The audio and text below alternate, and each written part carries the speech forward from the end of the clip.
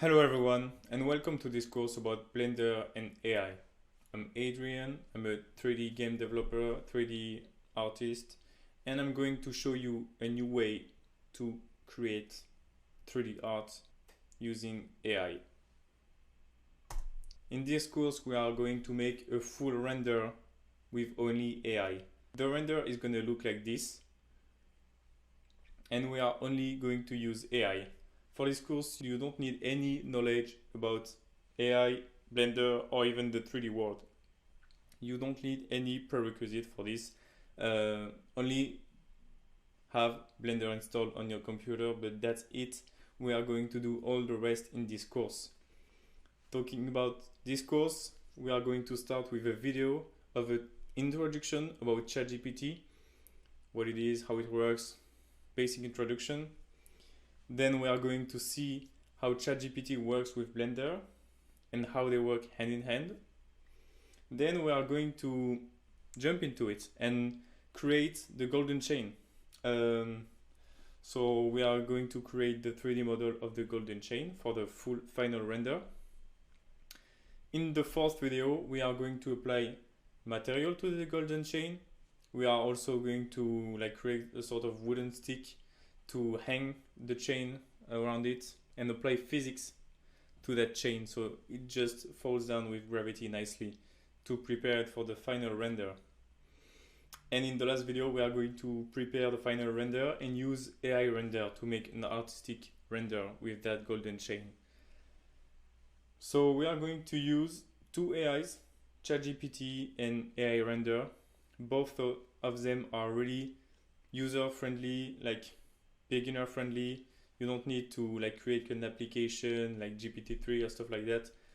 You don't need any prerequisites, so that's perfect for beginners. I wanted to make a quick introduction about AI in this first video because this is really the aim of my course, is to help you understand more AI and teach you how to use AI in your everyday job to enhance your creations. And I really wanted to have a word about AI in general before we jump into that course. First, let's just say that AI is evolving. We all see this. A few years ago, we've seen AlphaZero, which is an AI which plays the game of Go, and it beats the best player in the world. Then more recently, we've seen image generations with AI, like Midjourney, DALL-E, and the whole world was impressed by the results, made a lot of noise. And also more recently, ChatGPT with the chatbot, which is really powerful. The most used website over in 24 hours was really impressive. And then also OpenAI did a lot of different AIs like GPT-3 I mentioned. They are also doing DALL-E. So AI is really evolving and it's really the future. It's only going to grow from there. So a quick word about that. As I said, it's only going to grow from there. I'm going to explain you the basics of those AI and how it works in simple words, because all of them mainly use the same principle, which we can call machine learning, or you can compare it to a brain, because how it works is we are going to feed an immense data type to those AIs, and they are going to learn from this data to then be able to understand what we want. And in the case of ChatGPT, for him to make him when you ask question, he understands. When you ask question about certain topic, he knows everything about it. And how does it work? It's basically they scrapped the whole internet and fed it as a data to train the AI. So it basically trained the chatbot with all the internet they could get. And this is why AI is so powerful and you can ask him anything. And AI is only going to evolve from there because people are putting content online every day. People are basically, the whole world is contributing to providing more and more data to those AI. So they are just going to grow from there. It's inevitable.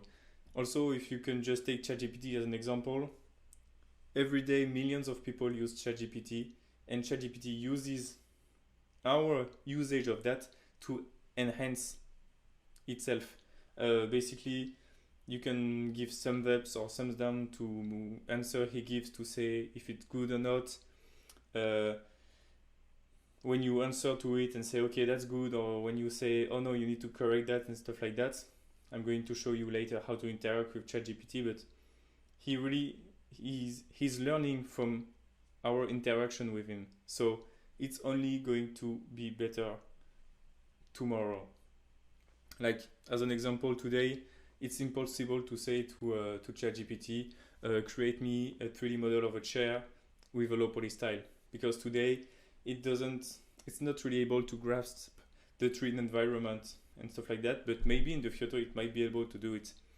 So knowing that AI is only going to be stronger and better every day, you really want to jump on the boat and start using it now, because we have the chance to access it. Right now it's free to use, everybody can use it, and it's a really powerful tool, so we should use it to enhance our creations. Also, I really wanted to mention that we need to see AI not as a threat, not as a scary thing, but really as a tool. We need to work hand in hand with AI, and we really want to use it to enhance our creation, to gain time, to maybe give us new creative ideas. We really want to use it, and don't be afraid of it.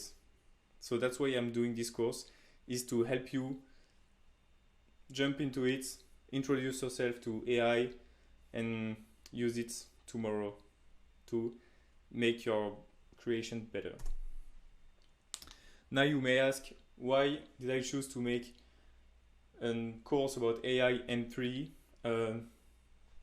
I can just start by saying that 3D is my field of expertise, so that's what I'm more comfortable with. So that's why also I'm using AI in my everyday life, is to improve my 3D creations.